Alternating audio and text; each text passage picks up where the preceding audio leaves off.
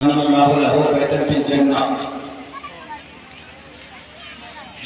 मस्जिद बनाया अल्लाह ताला उसके लिए जन्नत में महल बनाता है, ये सब जानते हैं।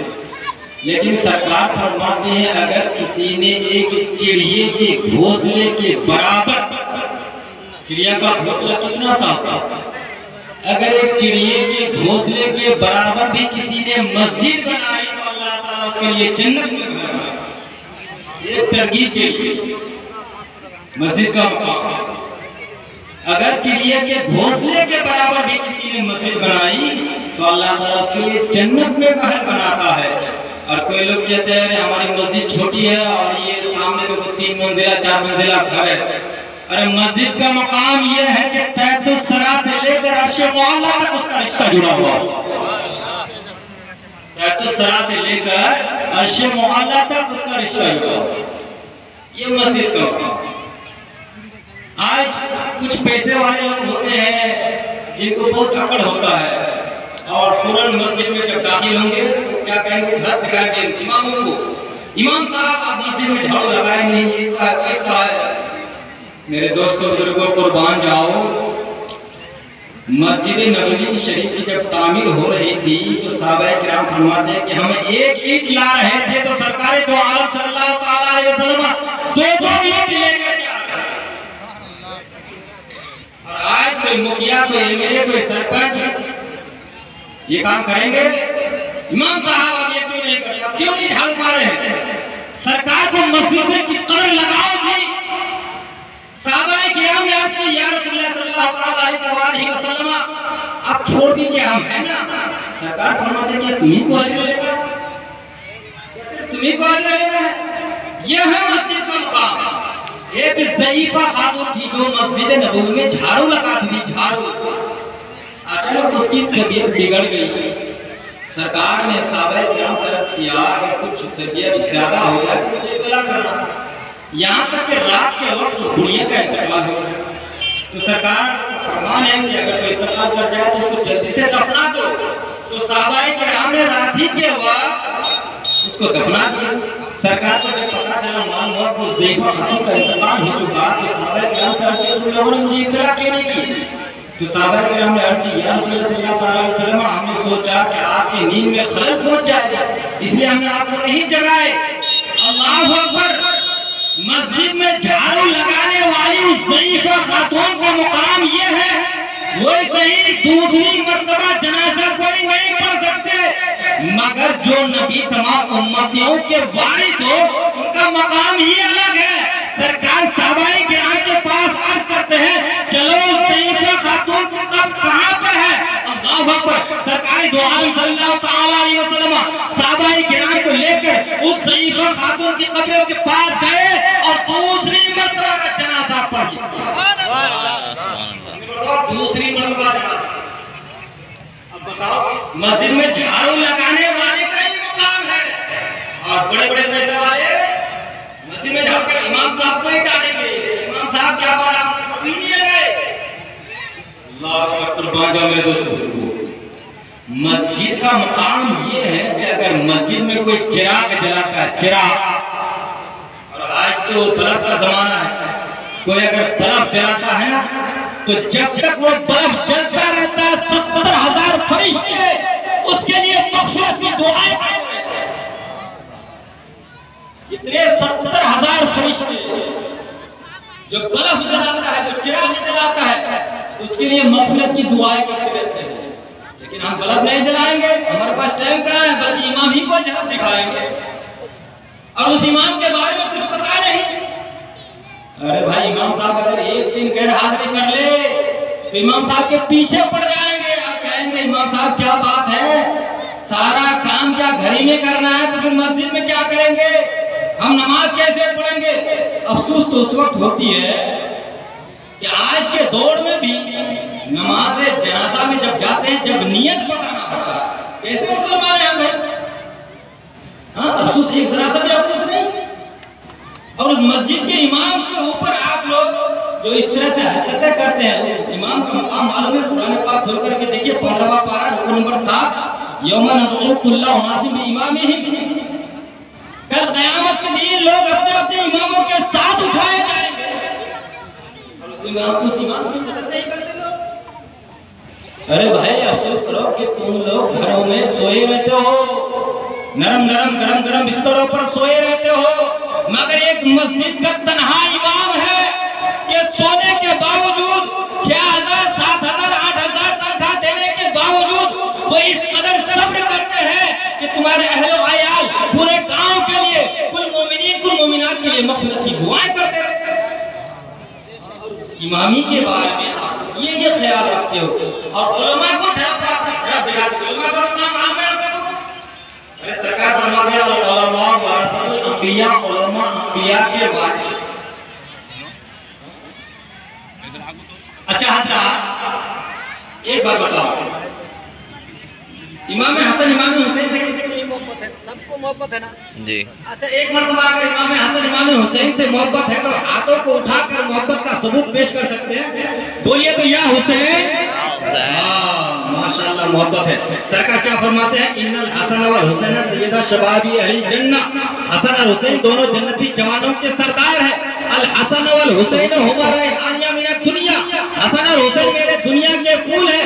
हुसैन मिन्नी व अना मिनल हुसैन अहब्बल्लाहु मन अहब्बा हुसैन। और मैं हुसैन से मोहब्बत करता हूँ और अल्लाह उससे मोहब्बत करता है जो हुसैन से मोहब्बत है। तो हुसैन से सबको मोहब्बत है। अच्छा मेरे दोस्तों बुजुर्गों, इमाम हुसैन ने इमाम हुसैन को इनकी माँ हज़रत फातिमा ज़हरा ने कैसा पाला? कुरान पढ़कर सुलाती थी, दुरूद शरीफ पढ़कर जगाती थी, कुरान पढ़कर सुलाती थी। और क्या कह रही थी? क्या मेरे बेटे अगर कुरान पर आंच आए तो आंच आने ना देना, कुरान के आबरू को बचाना। शरीयत पर आंच आए तो आंच आने ना देना, बल्कि शरीयत के आबरू को बचाना। और इमाम अली मकाम इमाम हुसैन ने अपने नाना जान की दीन की खातिर सर दिया, जर दिया, घर दिया। हजरत अब्बास के बाजू को करते हुए देखा, भतीजे कासिम को टुकड़े टुकड़े होते हुए देखा, उन्होंने मोहम्मद भांजे को कुर्बान होते हुए देखा। 18 साल के जवान बेटे अली अकबर को शहादत की नींद सोते हुए देखा। यहाँ तक के 6 माह के फर्जंद हजरत अली अकबर गोद में दम तोड़ दिए, मगर फिर भी सब्र किए। अल्लाह अकबर। जब वक्त आई इमाम हुसैन ने अपने सर दे दिया, मगर दीन इस्लाम को बचा लिया। ऐ सुन्नी जन्नती मुसलमान भाइयों, अगर आपको इमाम हुसैन से सच्ची मोहब्बत है तो इमाम हुसैन ने सर देकर पूरा खानदान देकर इस्लाम को बचा लिया है। आप इतने मुसलमान भाई हैं, एक अल्लाह का घर बनाने के लिए ये जलसा इनेकाद किया गया है। अगर इमाम हुसैन से मोहब्बत है, जिस तरह से इमाम हुसैन ने सर देकर इस्लाम को बचाया है, तो क्या आप सब मिलकर एक अल्लाह का घर तामीर नहीं कर सकते हैं? बोलिए ना, तामीर नहीं कर सकते हैं। खुदा की कसम कहता हूँ, अगर जिसने मस्जिद को तामीर किया और मस्जिद को आलीशान बनाया, खुदा की कसम उसी तरह से जन्नत में अल्लाह तबारक व तआला उसके लिए आलीशान महल अता फरमा दे। अगर मस्जिद से मोहब्बत है तो कम से कम आओ और नेकी की काम में देर मत करो, 1 कुंटल रड ही दिखा दो, वरना सब पड़ा का पड़ा रह जाएगा। इमाम हुसैन ने पूरे खानदान को बता दिए और आप एक मस्जिद के नाम पर 1 कुंटल रड दे दें। कौसर अली साहब है, 5000 दिया है। अल्लाह ताला इनके ऊपर में बरकत दे। इनके घर में अगर कोई बला परेशानी मुसीबत आने वाली हो तो अल्लाह तबारक व तआला अपने फजल और करम से दूर रखा कर। और इनके घर से जितने लोग गुजर गए हैं, इस 5000 के सदक़े से सबों की मग़फ़िरत अता फरमा। और इनके साथ जुड़ने वाला कोई है तो जल्दी से आ जाइए, मरने के बाद सब पड़ा रह जाएगा। और एक बात कान खोल कर सुन लो, अरे मस्जिद में दोगे तो यही रुपया कल क़यामत के दिन काम आएगा। और क़यामत के दिन नहीं, बल्कि मस्जिद बनती रहेगी। जब जब मस्जिद में अज़ान की आवाज़ आती रहेगी मस्जिद से, खुदा की कसम कहता हूँ, अगर इस दुनिया को छोड़ कब्र में चले जाओगे, जब जब मस्जिद से अज़ान की आवाज़ आती रहेगी, तब तक तुम्हारी रूह को रोशनी रहेगी। तब तक रूहों को ठंडक पहुंचती रहेगी। अगर मरने के बाद रूहों को हमारे समुद्र चचा हमारे राजा गांव के 2000 दिए, अल्लाह ताला इनके उम्र में बरकत दे, इन पर कोई बला परेशानी मुसीबत आने वाला तो अल्लाह ताला सब लोग तरफ से दूर रखा कर। और कोई है भाई के साथ जुड़ने वाला है तो जल्दी से आ जाए, वरना मैं बता रहा हूँ कि जैसे ही रूह निकल जाएगी सब पार का पार रह जाएगा। एक इंसान के 3 दोस्त थे, वो मरने का वक्त करीब आया तो अपने तीनों दोस्त को बुलाया, है मेरे दोस्त मेरे साथ दोगे? तो उन्होंने कहा नहीं मेरे दोस्त, मैं तो तुम्हारे साथ देने वाला नहीं। हाँ, हमारे अबू बकर चाचा ने 50 किलो रड से मस्जिद की तामीर में देने का वादा किया। अल्लाह ताला इनकी उम्र में बरकत दे, इनके घर में बेपनाह बरकत दे, इन्हें हर मोड़ में कामयाबी और कामयाबी अता फरमाए। और हर को जल्दी से आइए, एक काम में देरी नहीं।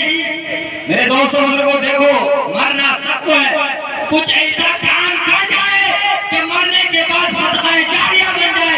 अगर आपका औलाद आपके लिए मरने के बाद फातिहा दुआ दुरूद ना भी करे, मगर ऐसा काम कर जाओ कि मरने के बाद लोगों को ठंडक पहुंचती जाए, तो वो काम यह है कि सदका जारिया दो या मस्जिद पर खर्चा। जल्दी से आ जाओ भाई, जल्दी से आ जाओ। तो मैं अर्ज कर रहा था, उस शख्स ने अपने 3 दोस्त को बुलाया।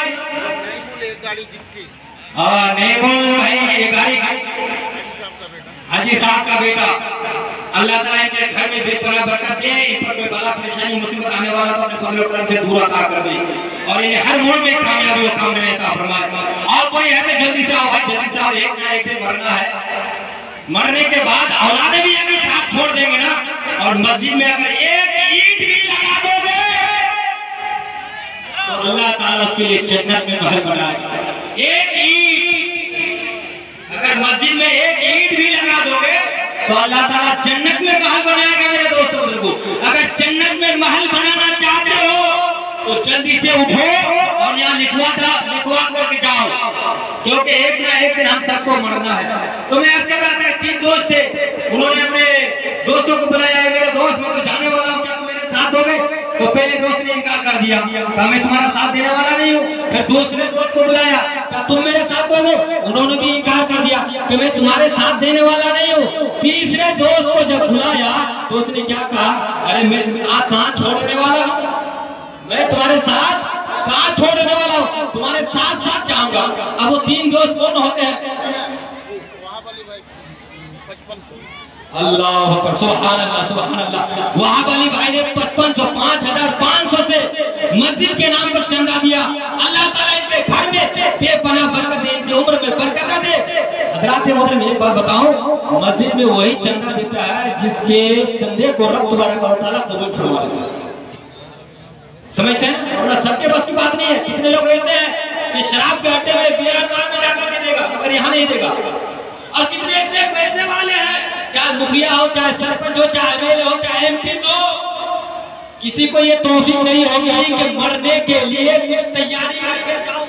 वरना इलाके में कितने मुसलमान इतने बड़े बड़े लीडर हैं, आज तक एक हॉस्टल नहीं खोल सकते, एक यूनिवर्सिटी नहीं कायम कर सकते।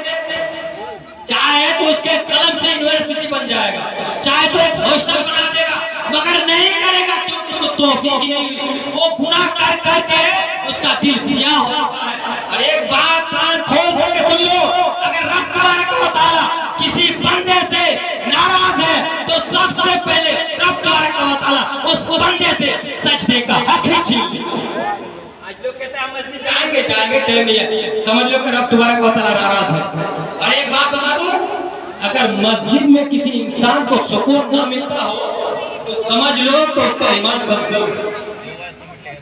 अगर मस्जिद में किसी को सुकून ना मिलता हो तो समझ लो कि उसका ईमान कमजोर है। ईमान की सफाई करो, ईमान की सफाई करो, क्योंकि मस्जिद ये कैसी जगह है, बताओ मस्जिद कौन सी जगह है बताओ मेरे दोस्तों बुजुर्गों, सुनो, पूरी रोए जमीन में, रोए जमीन की, बड़े से बड़े खुतबा बैठे हुए हैं, रोए जमीन की जन्नत कहां पर है? अगर मैं गलत बोलूं तो इस्लाह हो जाएगी भाई। मैं आपको कहना चाहता हूं, रोए जमीन की जन्नत कहां पर है? अरे मस्जिद है रोए जमीन की जन्नत। अब जिस बंदे को मस्जिद में जाने के बाद घुटन पैदा हो जाता है तो समझ लो कि उसके ईमान में गड़बड़ी है, ईमान में गड़बड़ी है। इसीलिए कह रहा हूं जल्दी से आओ, मरने के बाद ऐसा काम कर जाओ कि मरने के बाद फायदा पहुंचता रहे। तो मैं अर्ज कर रहा था ये तीसरे दोस्त ने कहा हाँ मैं साथ छोड़ने वाला नहीं हूँ। तो वो 3 दोस्त कौन होते हैं मालूम है? सबसे पहला दोस्त कौन है? दौलत। और दौलत से सबको मोहब्बत है। दौलत जब हमारे मुसलमान भाइयों के पास आ जाए तो सबसे पहले नशे में उतरता है, नशा करने लगता है, कोई भी डांस करवाता है, कोई डीजे बजाता है। और ऐसे लोग उलमा की कदर नहीं करते। अगर रब तबारक व तआला किसी मुसलमान भाई को दौलत दे दे तो शुक्रिया अदा करना चाहिए कि रब तबारक व तआला ने तुम्हें दौलत से नवाजा है, मगर ये कर्म भी अल्लाह ही का है। कहीं ऐसा ना हो जाए कि तुम्हें गरीब बना देता, मांगने वालों में बना देता, मगर कभी आकर गुरूर तकब्बुर नहीं करना चाहिए। अज़्ज़ुल्म व ज़ुल्मात, जुल्म अंधेरा है, तारीकी है, बर्बादी है। मगर अगर मुसलमानों के पास दौलत आ जाए तो गुरूर में आ जाता है, तकब्बुर में आ जाता है, घमंड में आ जाता है। अरे नमरूद भी मिट्टी में मिल गया, फिरौन भी मिल गया, शद्दाद भी मिल गया, एक ना एक दिन मरना है, इसलिए ऐसा गुरूर मत करो, इतना गुरूर मत करो कि कहीं ऐसा ना हो कि जीते जी अल्लाह का अज़ाब नाज़िल हो जाए। ऐसा काम करो, अल्लाह ने दौलत दी है तो गरीबों, फकीरों, मिस्किनों पर खर्चा करो, मस्जिद पर खर्चा करो, मदरसे के नाम पर खर्चा करो। अफसोस तो उस वक्त होती है कि बियर बार पर खर्चा करने के लिए पैसे होता है, शराब पीने के लिए तुम्हारे पास पैसे होता है। 1000 रुपया नगद और 10 बोरी सीमेंट और मास्टर नूरुल हक 11 बोरी सीमेंट। मास्टर नूरुल हक 11 बोरा सीमेंट और इलियास भाई 1000 रुपए और 10 बोरा सीमेंट, 10 बोरा सीमेंट मस्जिद में दान दिया और 1000 रुपए। अल्लाह ताला इनके उम्र में बरकत दे, इनके घर में बेपनाह बरकत दे, इन्हें हर बला परेशानी से बचाए। तो मदरसे के बच्चे को अगर कोई है कुरान ले जा करके दे दे तो मदरसे के बच्चे का ये वो काम है कि मदरसे के बच्चे जब दुआएं करते हैं तो अल्लाह का अर्श हिलने लगता है, अल्लाह का अर्श हिलने लगता है। मगर मदरसे के बच्चे को देखने भी नहीं जाएगा। अगर कोई मस्जिद का सेक्रेटरी उसी पर सब छोड़ देगा, वो जाने उसका काम जाने। और मैंने बताया कि मस्जिद नबवी की जब तामीर हो रही थी तो सरकार अपने हाथों से ईंटें आगे बढ़ा रहे थे, मगर आज हमारे पास तौफीक नहीं। और मस्जिद के इमाम का मुकाम, अल्लाह अकबर, एक शख्स था भाई, तो वो बात मैंने पूरी नहीं की। 3 दोस्त थे। तो पहला दोस्त कौन है? दौलत।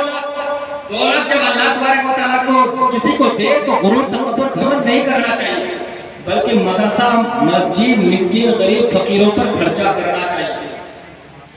तो मेरे दोस्तों अब बात पूरी कर दूं। तो दूसरा दोस्त कौन था? पहला दोस्त है दौलत, दूसरा दोस्त अजीज़ो अकारिब रिश्तेदार। दूसरा दोस्त कौन है भाई? अजीज़ो अकारिब रिश्तेदार। कब्र तक गए, दफन कर दिए, आ गए, भूल गए 40 दिन के बाद। तीसरा दोस्त है नेक अमल। अगर अमल अच्छा होगा तो कब्र, हश्र, क़यामत हर जगह कामयाब हो जाओगे।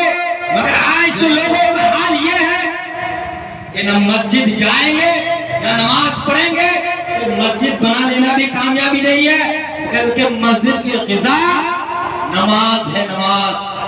अगर मस्जिद में नमाज नहीं पढ़ोगे तो उसके पड़ोसियों के लिए मस्जिद की दीवारें दुआएं करती है, और पड़ोसी अगर नमाज पढ़ते हैं तो मस्जिद उनके लिए दुआएं करती है, उनके घरों में खैर बरकत की नुज़ूलें नाज़िल हो जाती है। बहरहाल मेरे दोस्तों बुजुर्गों, मैं आखिरी बात कर दूं, कुछ लोग होते हैं जो इमामों के पीछे पड़े रहते हैं। एक मरतबा का एक वाक़या है कि एक शख्स खाली इमाम के पीछे पड़ा रहता था, उलमा के पीछे पड़ा रहता था। एक दिन इमाम साहब ने उस बंदे को पकड़ लिया और कहा, भाई साहब जरा ये तो बता, क्या तूने फजर की नमाज पढ़ी है? उसने कहा हाँ मैंने पढ़ा है। कहा कितने रकात पढ़ी हो? कहा 10 रकात। कहा मैंने 10 रकात पढ़ी है। इमाम के पीछे पड़े रहने वालों सुनो, एक शख्स इमाम के पीछे पड़े रहते तो एक दिन इमाम साहब ने उसको पकड़ लिया और कहा फजर की नमाज पढ़े हो? कहा हाँ पढ़ा हो। कहा कितने रकात पढ़ो? कहा 10 रकात पढ़ो। सही से बोल, सही से बता। का 15 बोला, 15 हजरत 15 बोला। 11,000 कानून भाई। अरे बाप रे। इख्तिसार कीजिए। हाँ, हारून भाई ने 11,000 दिया इनके वालिद वालिदा के लिए। अल्लाह ताला इनके माँ बाप को मग़फ़िरत अता फरमाकर जन्नतुल फिरदौस और आला से आला मकाम अता फरमाए। यहाँ पर मतलब नारा हो जाए, नारे तकबीर, नारे रिसालत, मसलक के आला हज़रत, नारे तकबीर, नारे रिसालत। बहुत हारून भाई के ऊपर में अल्लाह ताला बरकत दे। तो इमाम साहब ने कहा, सही से बता, 15 रकात, 15 रकात। अच्छा, सही बताता है कि डंडा उठाओ। तो हजरत 20 रकात पढ़ी है। आसिफ भाई 20 रकात पढ़ी है मैंने। इमाम के पीछे पड़े रहने वालों, इमाम साहब ने कहा मूड मत खराब करो वरना यही मारना शुरू कर दूंगा।